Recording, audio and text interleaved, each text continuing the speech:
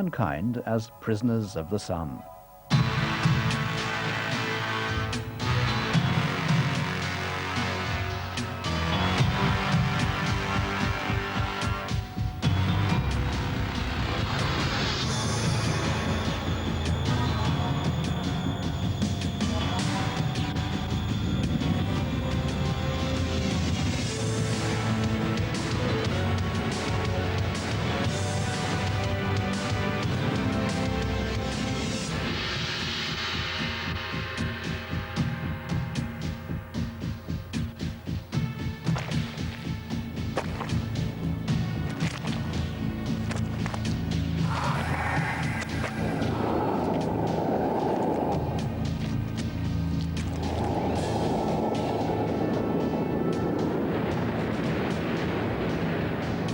Life is a struggle.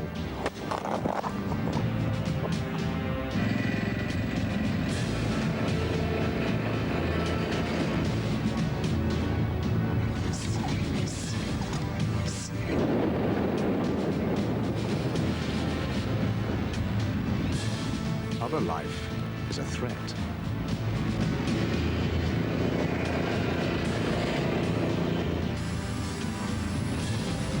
Given a chance, other plants and animals will take our food, starve us, attack us, kill us.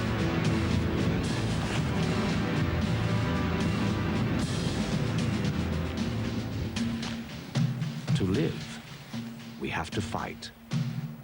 It's the battle for existence in the prison of the sun.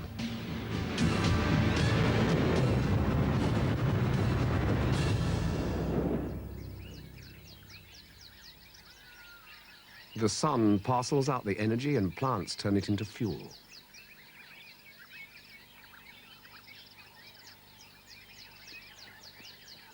But provisions are limited.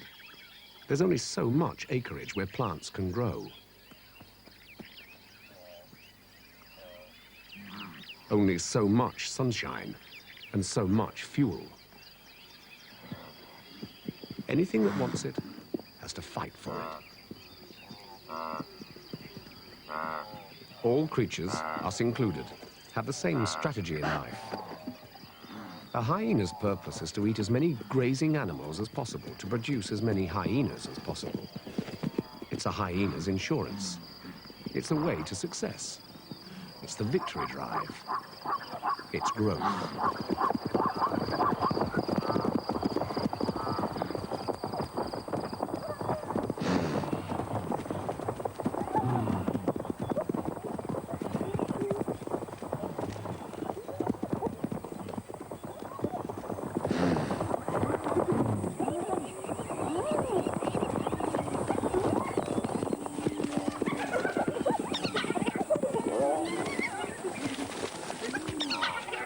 If the earth isn't stuffed to the gills with hyenas, it's not their fault.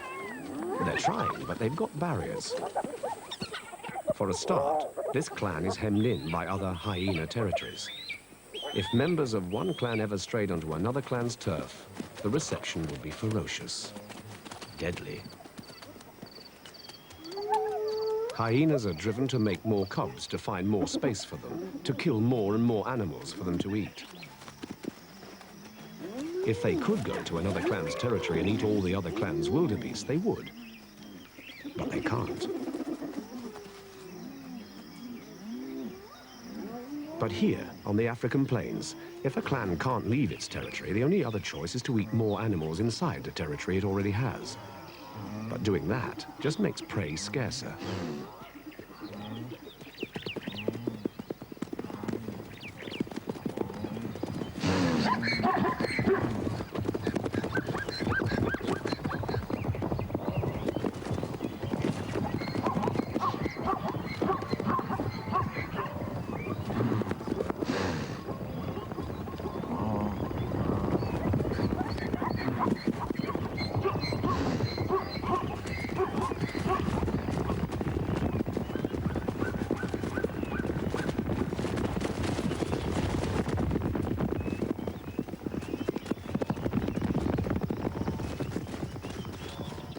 If there are fewer animals to catch, It takes more energy to catch them. Eventually, the energy runs out, and hyenas begin to starve. Or maybe hyenas could break out in another way and go for more kinds of food. They could evolve to run faster and catch faster runners. But here, they hit another barrier. There's already a faster hunter, the slimmer, lighter, longer distance African wild dog.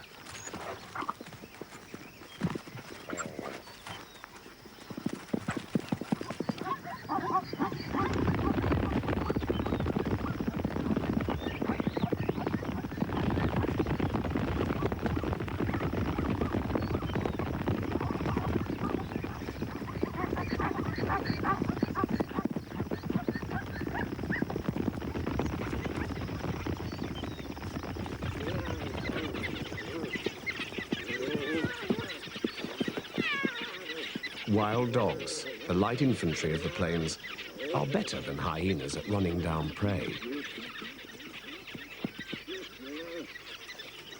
But dogs are hemmed in too, and hyenas keep them that way.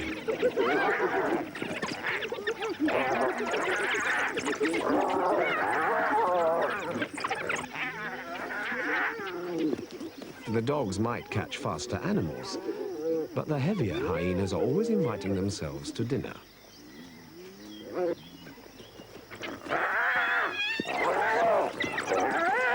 Hyenas, both some speed and some weight reinforced by the pack, is a strategy that stretches a long way, all the way to taking on some of the real heavies, a lone lioness.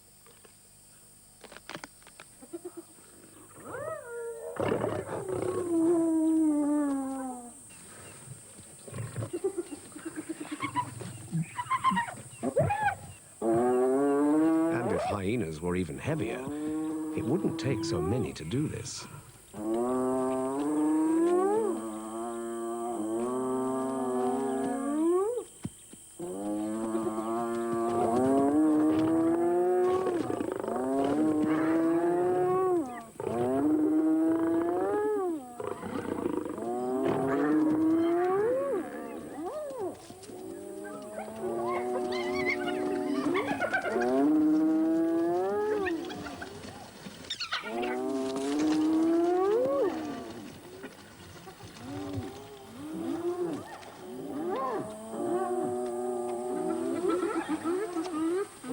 In fact, if hyenas were really heavy, they could win all their fights.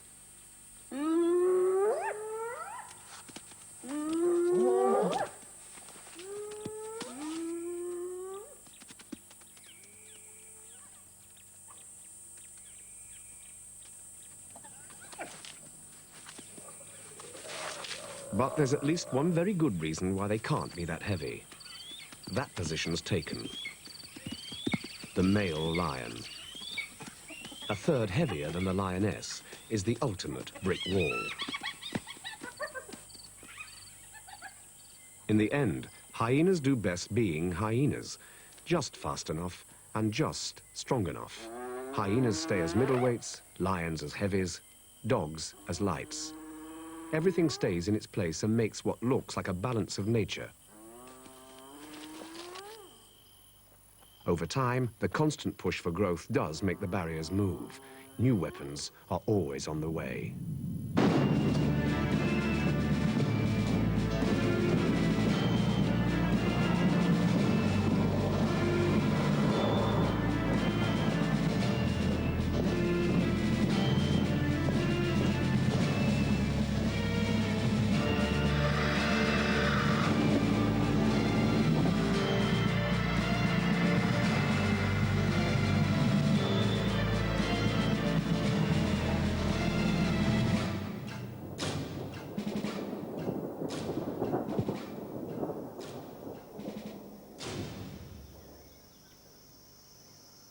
If you wanted to see the growth war in action, you'd have to speed up time. A tropical rainforest may look peaceful, but that's only because our idea of time is so short and fast. On an evolutionary scale, it's trench warfare. Just take the fruit front. Plants are always trying to attract animals to eat their fruit and drop their seeds on new ground.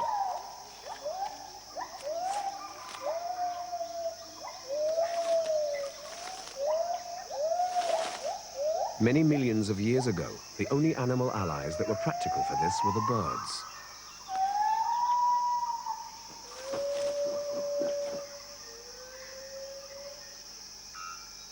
Birds were the only ones that could fly, and that made them best at covering the distances between trees. Not to mention all the long trips back to the nest.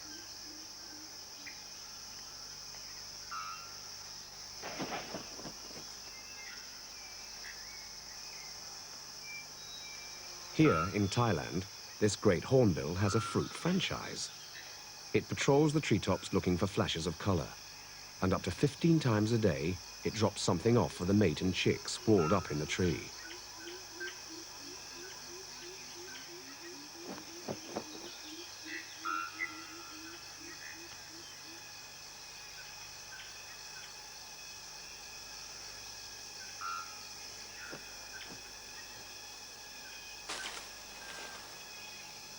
At the beginning of this evolutionary arms race, the birds' push for growth had left them, for a while, with an almost exclusive territory.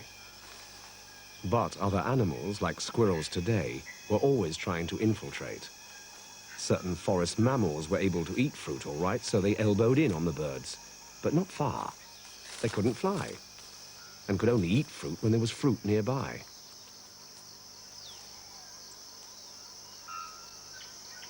Some mammals pushed in a little deeper and actually took to the air.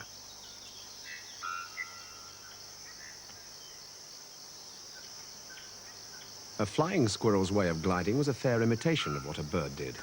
It could range farther from its nest than squirrels that didn't glide, but it was only gliding.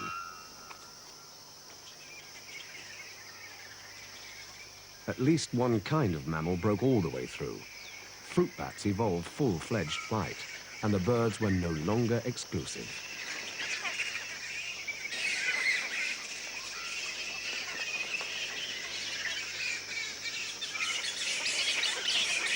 The evolutionary arms race doesn't lead to more total life. There can only be so much of that. What it leads to is a bigger assortment of life, more diversity. The constant push to take territory only means that it's constantly being subdivided.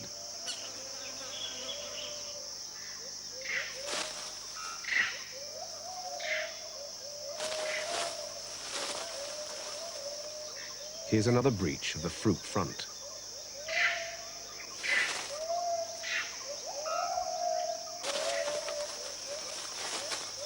The pig-tailed macaques, like other monkeys, can't fly, but they can leap and grasp. That lets them zip through the trees, but it also means that they don't have to go back to base, to the nest. Their babies can hold on, and parents can keep looking for fruit while baby birds' parents are wasting energy commuting.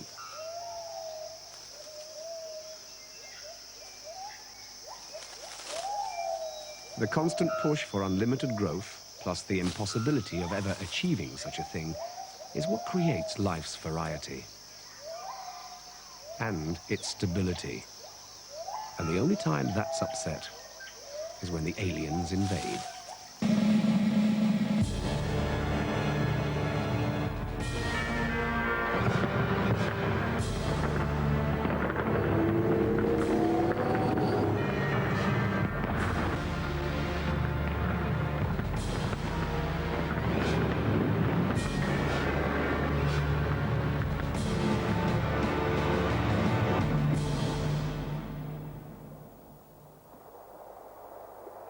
A coral reef is like a rainforest. The fuel supply has been fought over and shared out by different things with different designs, all developed in the course of the wars of growth. On a reef, though, the first thing they have to fight for is some real estate, a firm foundation. Normally, this is a rock, but sometimes a foundation will just drop out of the blue and a new war, a faster one, starts.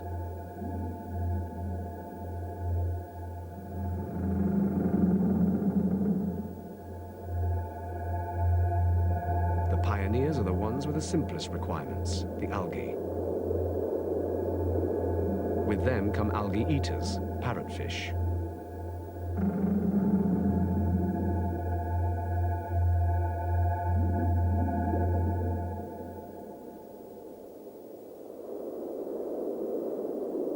Then come more complicated reef creatures, pushing the algae aside and taking prime sites for catching sunshine and the drift of plankton.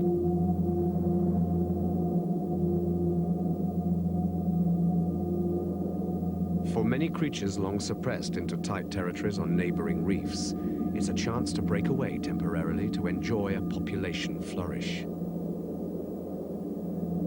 But their old enemies keep arriving, one by one. Sponges, anemones, clams.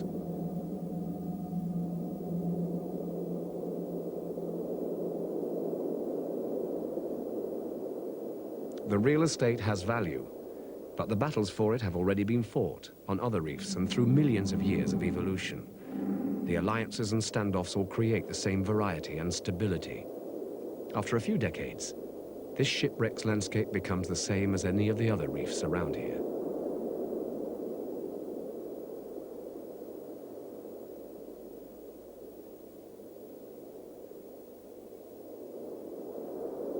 But sometimes something arrives that evolved in another place altogether. When that happens, the alien either dies quickly or grows like mad, violating treaties, riding roughshod, wiping things out, destroying variety.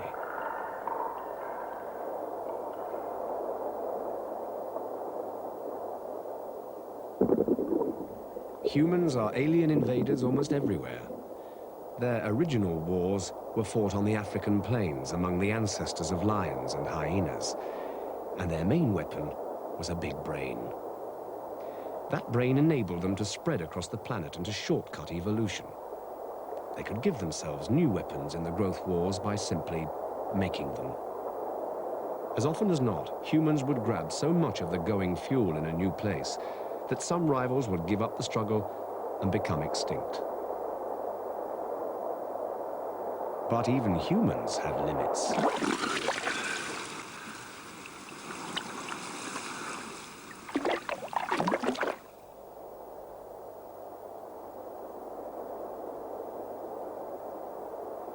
To look at many hunting and gathering people now, you'd think they'd always lived in a state of balance.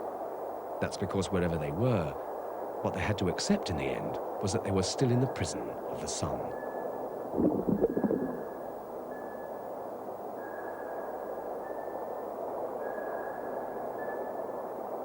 In time, fuel limits always stop growth, even on aliens, even a brainy aliens.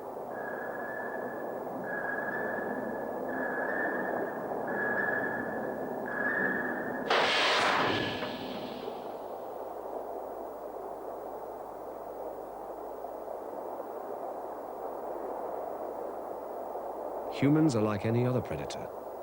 They would eat all the fish in the sea if they could.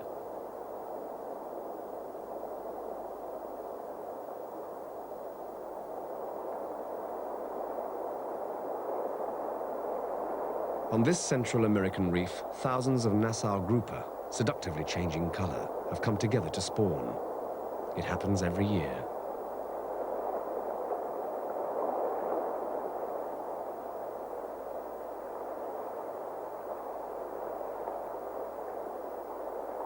For any predator, this would be a fuel bonanza. But only one, with its world-beating brain, can remember when and where it happens.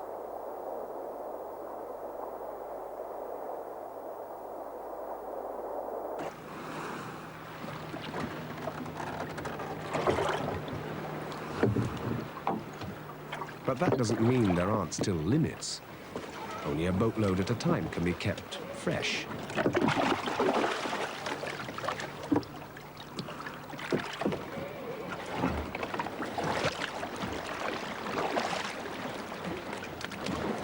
And the spawning season only lasts 2 weeks.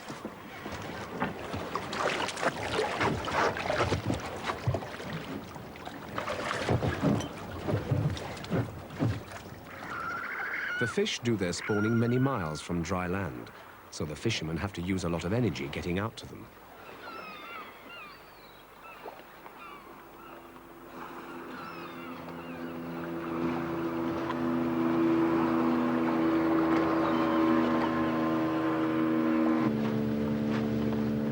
once a fisherman does get there, he can take as many as 50 grouper a day. To handle this, the people have to build a temporary village on the reef, a place for holding pens.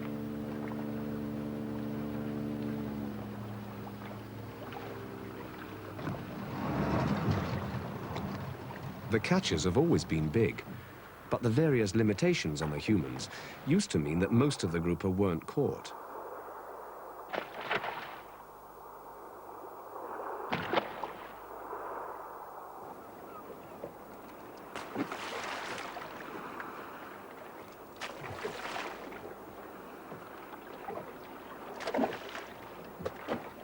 Traditionally, fish have been the only fuel in this operation.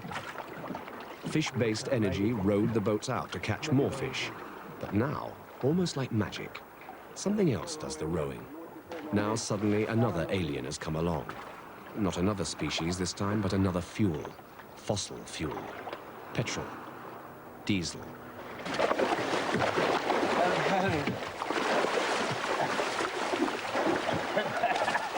Fish energy isn't essential to catch fish anymore, and more fish are caught. Those extras aren't eaten here, though. Instead, they are traded for another alien, money. Then fossil fuel freezes them and carries them to the faraway places where the money comes from, to be eaten by people who may never have seen a Caribbean reef.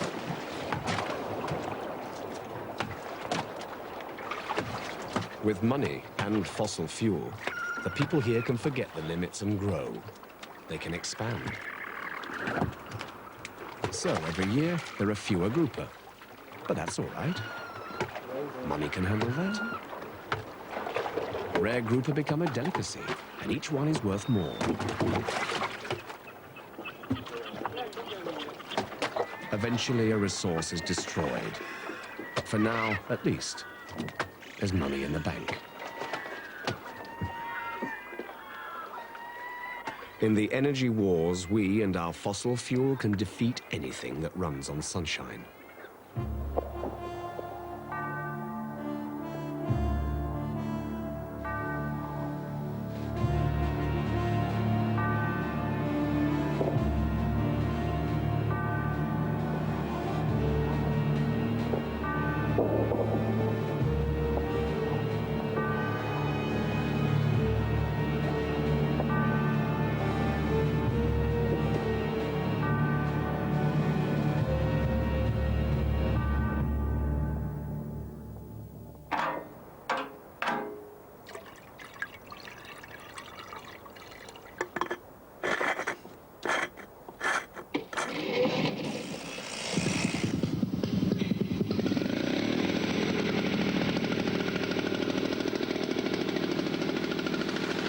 If an alien invades a place, and if it spots the opportunity to convert the things that live there into something it can use, it will try to do it. And if it has an unlimited outside fuel supply, it will do it. If humans with petrol-powered chainsaws can see profit in leveling a forest, nothing in that forest can stop them.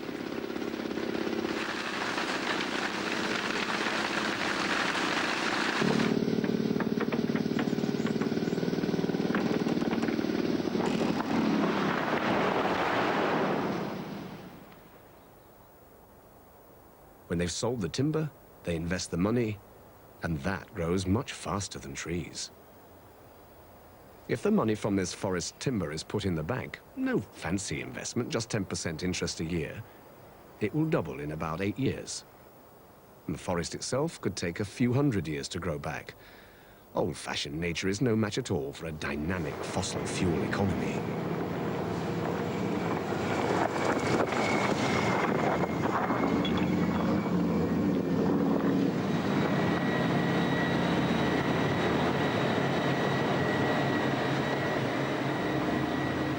It's the same everywhere. We keep pouring in the fuel, and our industrial economy keeps clawing its way through the world's resources, turning them into money.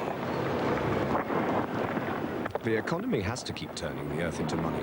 That's the way it's built. If it stops doing that, it stops growing, and that means horror of horrors, recession. In the natural world, growth stops when life reaches its limits. On Earth, something that grows constantly is an alien.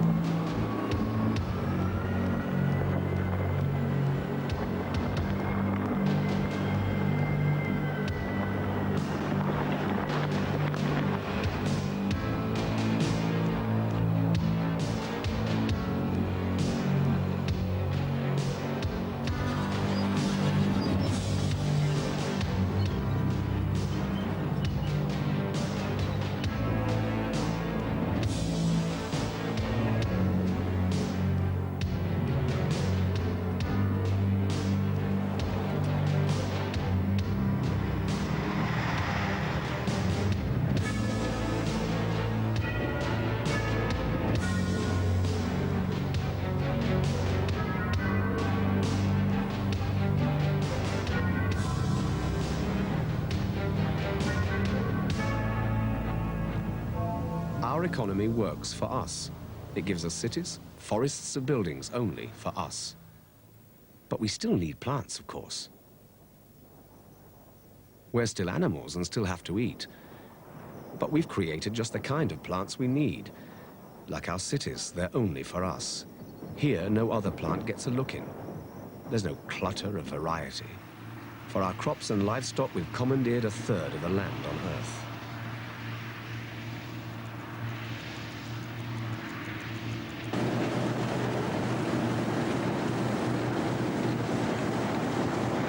Our war with nature must surely be over.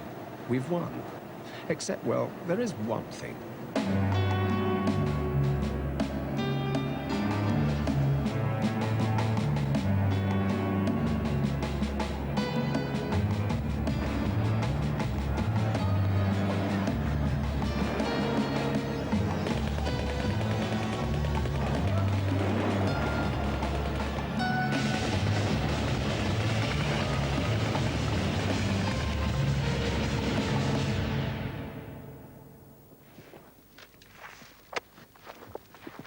Before humans came along, this kind of slug was rare. It was rare because its food, a kind of grain, was also rare. But then he got lucky. Our ancestors also ate that grain, and when they started spreading it everywhere, these slugs came along for the ride.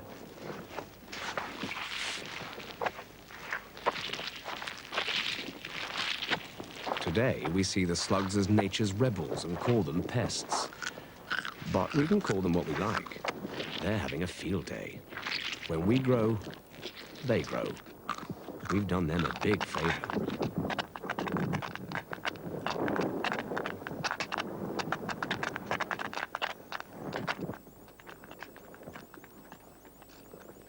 It's always the smallest rebels that do the best.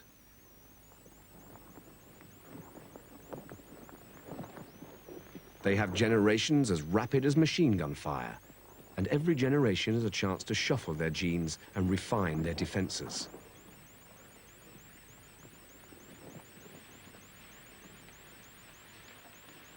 They need the best defenses they can get, because we use the nastiest weapons of modern warfare against them.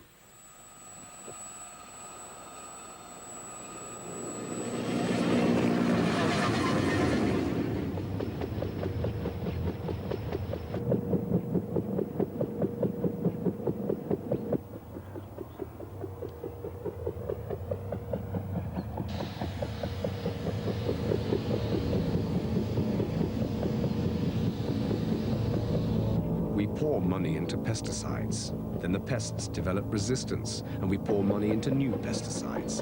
In the West, it's an arms race of ferocious proportions. We invent, they resist.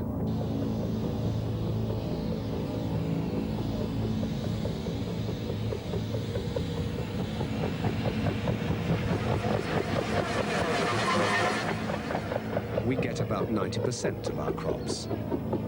They get the rest. But in the third world, where there's not so much money, the pests get a whole lot more.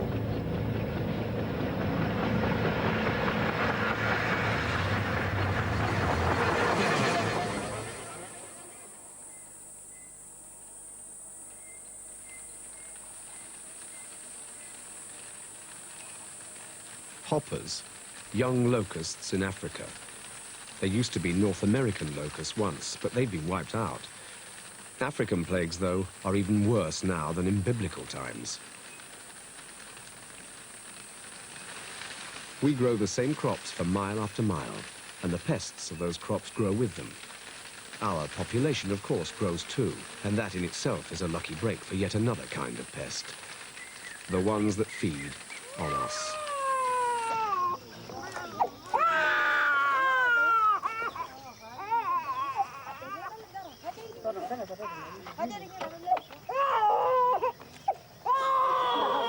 These are Maasai children in East Africa getting shots for one of the biggest child killers of all, measles.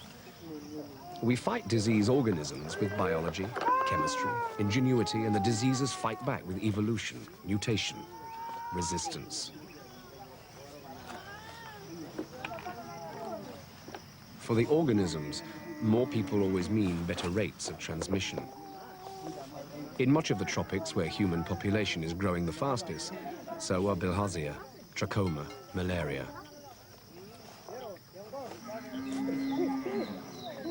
This vaccine is a successful development in a long war against the measles virus. It works, but not all viruses quit easily. They change, mutate, and the vaccine hunt has to start again. Some of these fast-changing viruses have a really cunning tactic. Instead of just invading our bodies, they infiltrate our defense system and disguise themselves in our DNA. Here, on the AIDS battlefield, every gain is hard fought for.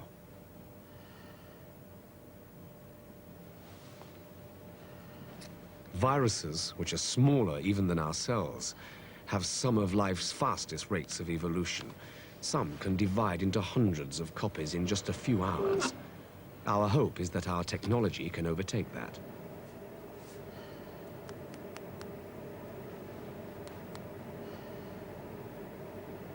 The AIDS virus, HIV, already exists in many forms, with many new ones around the corner.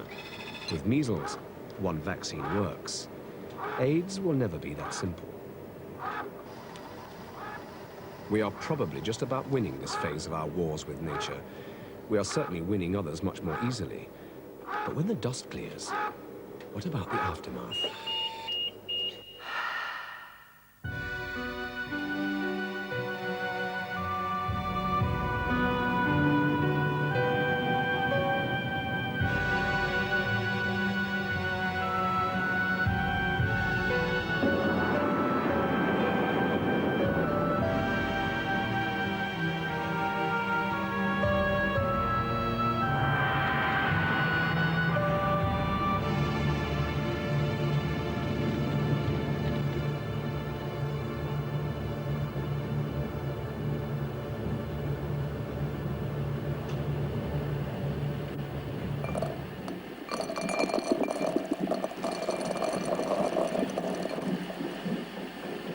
The power of fossil fuels has brought us great surpluses and luxuries.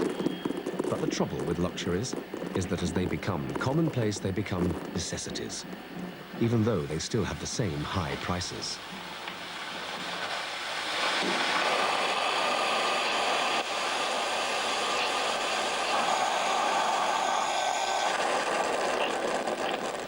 How much, for instance, is a cup of coffee?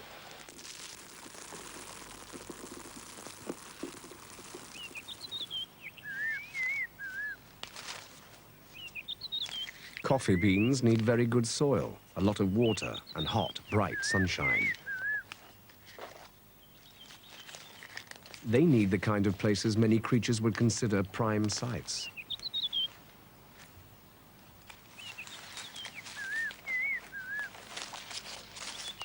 There aren't many parts of the planet that are as good as that, but where there are, they've often been hijacked and given over to coffee.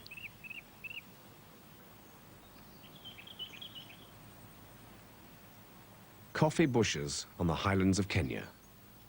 Before about 1920, there was a forest here, and there's still a protected relic of it sitting like an island in a coffee sea.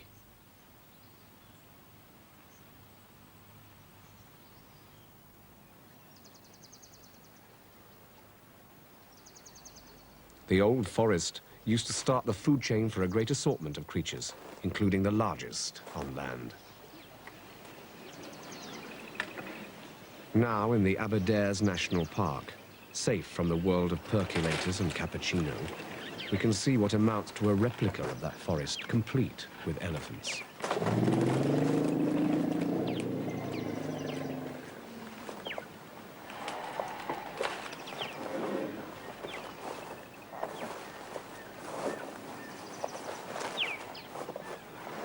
Today, we think of ivory poaching as the main threat to these animals. But in the 20s and 30s, when coffee was mutating from a Western luxury to an essential of civilization, this beverage accounted for elephants as much as billiard balls and piano keys did.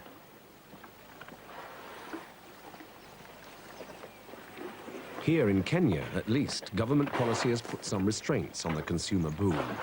And there are some national parks. But in Asia and South America, the coffee tide is still rising over the rainforests. And not just coffee. There's tea, rubber, sugar, palm oil, cashew nuts, chocolate. All these necessities of ours use up something else's soil, water, and tropical sunshine. Demand for these commodities is one of the things that makes our economy grow. And when the economy grows, our salaries grow. More luxuries become necessities. And as everything about us grows, everything about the rest of nature shrinks. It has to. That's not all that shrinks either. Something about humanity itself gets smaller too.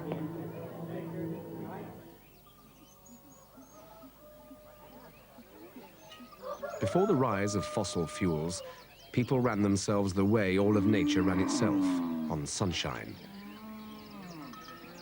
People using different resources developed different strategies for living.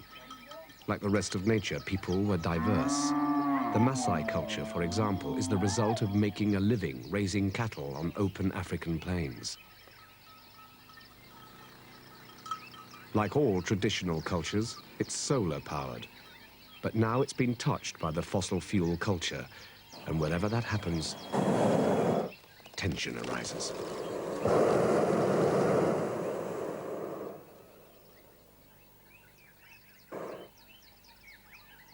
The new fossil fuel culture can outcompete anything that still works on the solar level.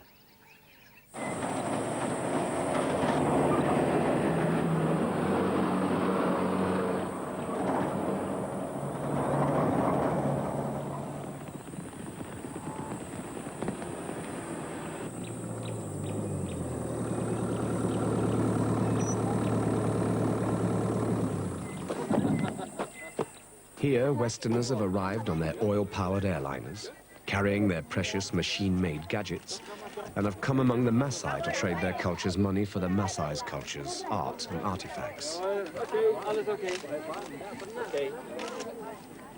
The Maasai's governments encourage them not to change, and they resist change in any case. But energy always means competition.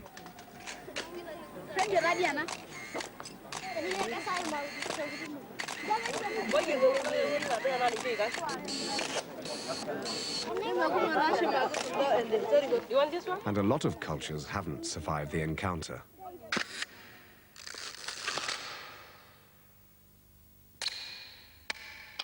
Some cultures have been educated or developed into extinction.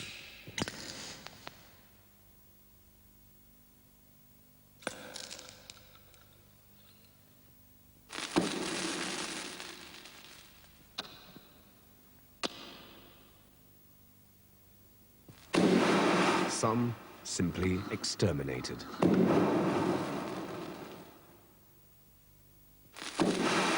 When the history of the fossil fuel era is written, the extinction of human cultures will probably be viewed as bleakly as the extinction of species.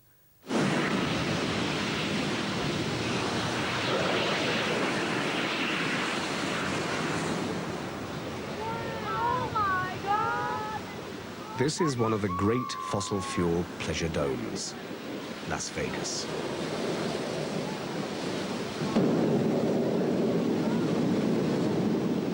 The people here may have backgrounds in many different cultures, but here, if anywhere, they've left them behind.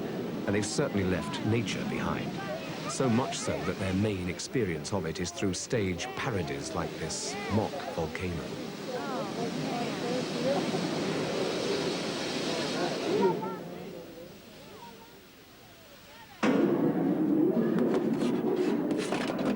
In this casino restaurant, you can have all you can eat for $1.95. Growth has reached such a point here that it's not only resulted in more people, but more indulgences for people. This, surely, is unlimited growth's promised land. The problem is, you never reach a promised land. You never have enough on your plate. Lift the limits of the solar-powered world, and you're in the original blind alley. We fervently believe in that alley, though, and demand that our leaders take us up it. Provided by strong economic growth. And that's what America is all about. And with continued economic growth. A slow growth and rising unemployment. Growth will slow down, but there will still be growth. Steady economic growth. The rate of growth in the 1990s has got to speed up.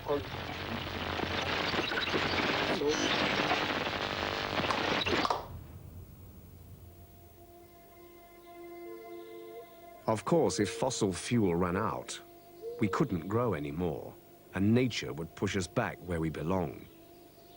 Carhenge in Nebraska suggests some far future laugh at the species and culture that once briefly spun out of control and then burnt up all its alien energy. But running out of energy might be the least of the worries of the West.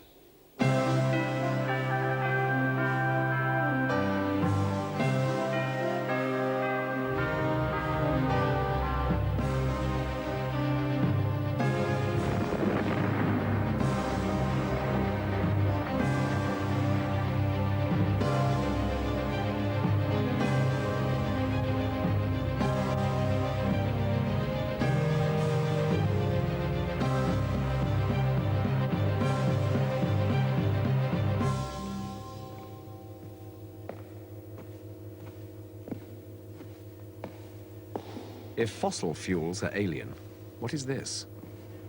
Fossil fuels are millions of years of stored sunshine. This is sunshine itself.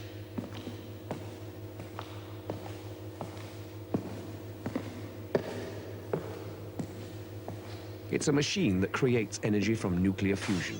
And on November the 10th, 1991, in Culham, Oxfordshire, for the first time on Earth, it proved that we could create the sun's energy. It wasn't very much energy at first, but it was powerful with promise.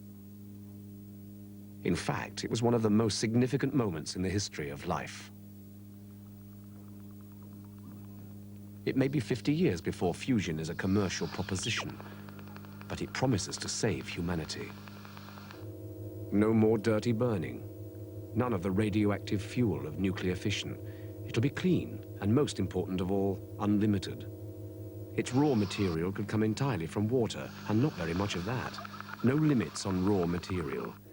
Every creature's dream.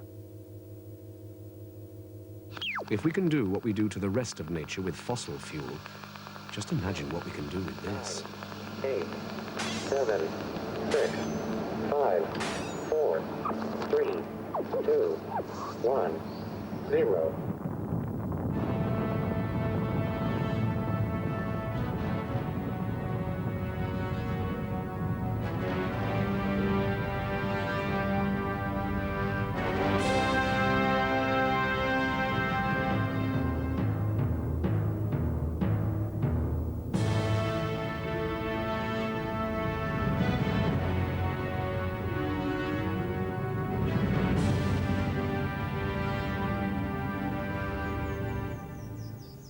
The Earth won't produce any more space.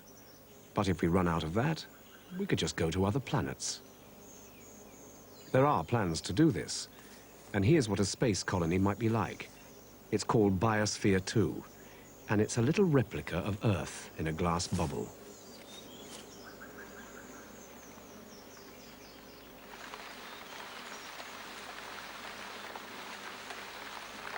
Here's the whole planet, shrunk to 3 acres of Arizona desert and put entirely under human management. Inside is a selection of miniature habitats, a little ocean, a tiny tropical forest, a dash of desert, and in each place, a few appropriate animals and plants.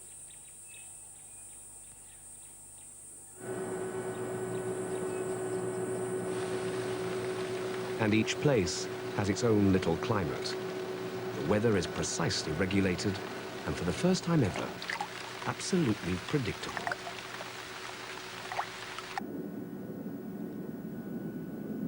Biosphere 2 uses a lot of energy, of course, but energy won't be a problem anymore. Remember? we'll be as good for energy as the sun. Perhaps we'll build these places all over other planets. And as for Earth itself, we can turn the whole shebang into a man-managed biosphere.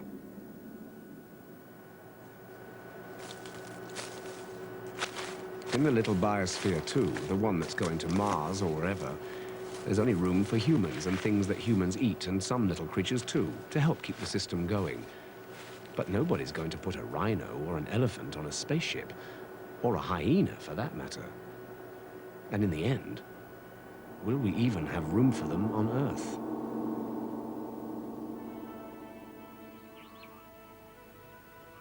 The prison of the sun created diversity.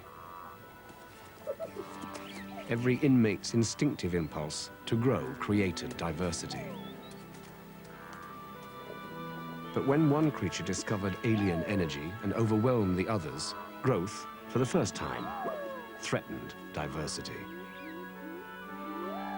And even though we can see what's happening and understand it, our populations and economics keep growing anyway. And we call growth good. We blindly follow the same path an antelope or hyena follows. Even the most powerful of the other animals have limits, but we haven't. And that's why we're a threat to everything else. There is a solution, and it's simple and obvious. We have to impose limits of our own. We have to cut back on energy, choose to slow down, stop growing. Stop growing? This is a shocking suggestion. Ask anyone. The idea's unthinkable. But why? Are our natural instincts just too strong?